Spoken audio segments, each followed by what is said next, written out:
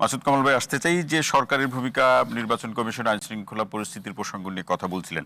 আপনার কাছে coat unquote এই প্রশ্নটি রাখি, যে এভাবেই রাখছি যে আসলে বর্তমান সরকার নিয়ে তো অনেক কথা হয়েছে, যেটা অমুক দলের সমর্থিত সরকার, অমুক দলের সরকার, কিন্তু এই বাস্তবতায় সরকার যে ব্যবস্থাগুলো একটি ঐতিহাসিক নির্বাচনের প্রশ্নে, গ্রহণযোগ্য নির্বাচনের প্রশ্নে গ্রহণ করছে, তাতে মনে হচ্ছে যে কেউ সন্তুষ্ট হচ্ছে না। আমি তো দেখি না আসলে, আমি তো কাউকে বলতে শুনি নাই যে আমরা খুব সন্তুষ্ট। এখন আমি শুনি না, এখানেও শুনলাম না, পত্রপত্রিকাতেও দেখে কেউ বলে নাই যে সরকারের প্রত্যেকটা পদক্ষেপ এত সুন্দর, এত অসাধারণ, যে এরকম পদক্ষেপ, এরকম ব্যবস্থা আমরা এর আগে কখনো দেখি নাই।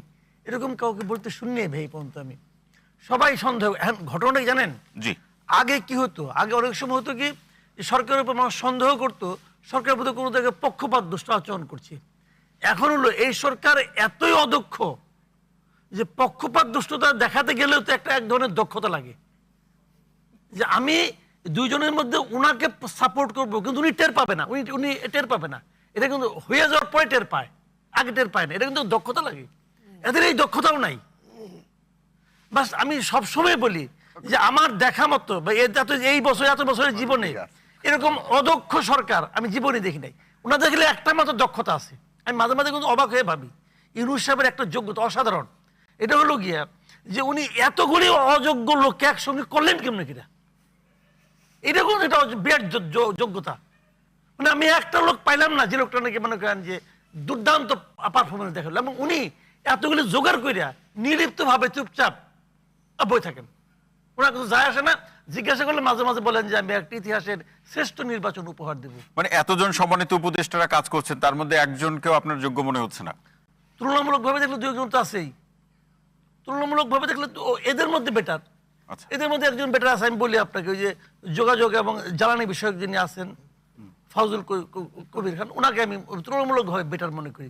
দ্বিতীয়টা খুঁজতে গেলে আমাকে মানে আধা ঘন্টা সময় দিতে হবে, কারণ দ্বিতীয়টা খুঁজতে হলে আমার মিনিমাম আধা ঘন্টা লাগবে খুঁজে বাই করতে। আরেকজন কি?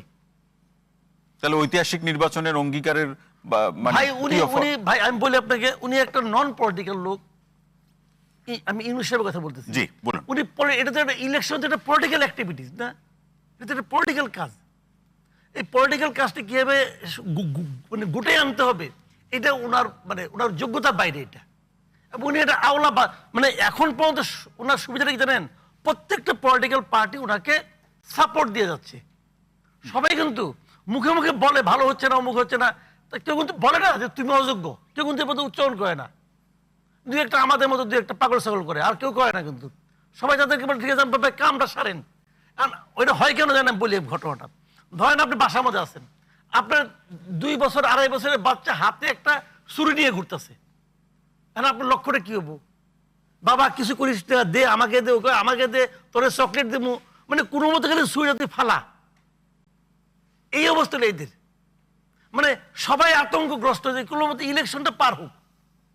ইলেকশনটা পার হলে একটা পলিটিক্যাল গভর্নমেন্ট, সবাই কিন্তু তাই বলে একটা পলিটিক্যাল গভর্নমেন্ট আসুক, জনগণ এটাকে নির্বাচিত করবে, যারাই করুক ভাই আমার কোনো আপত্তি নাই। কিন্তু এরকম জবাবদিহিতা ছাড়া তো কোনো গভর্নমেন্ট থাকবে না। যে গভর্নমেন্টে আসুক, জামাত আসুক, ইসলামী আন্দোলন আসুক, বিএনপি আসুক, যেই আসুক, তার তো একটা জবাবদিহিতা থাকবে। মানুষ মনে করবে কি যে তুমি যদি এবার খারাপ করো আগামীবার তোমার ভোট দেবো না, কিন্তু এদের কোনো জবাবদিহিতা আছে? কোনো একজন উপদেষ্টাকে দেখছেন পর্যন্ত বলতে পাবলিকের কাছে তার জবাবদিহিতা আছে? ওনাদের একজন স্পোক্স পার্সন আছে, বলে কি আমাদের সবকিছু করার ম্যান্ডেট আছে। কোত্থেকে কয়, কিভাবে কয়, তার কোনো উত্তর নাই। ওনার নাকি সবকিছু করার ম্যান্ডেট আছে। ওনার কি করার ম্যান্ডেট আছে ভাই? তো এগুলো বুঝেও না জিনিসটা, লজ্জাও পায় না, কি করবেন? জি।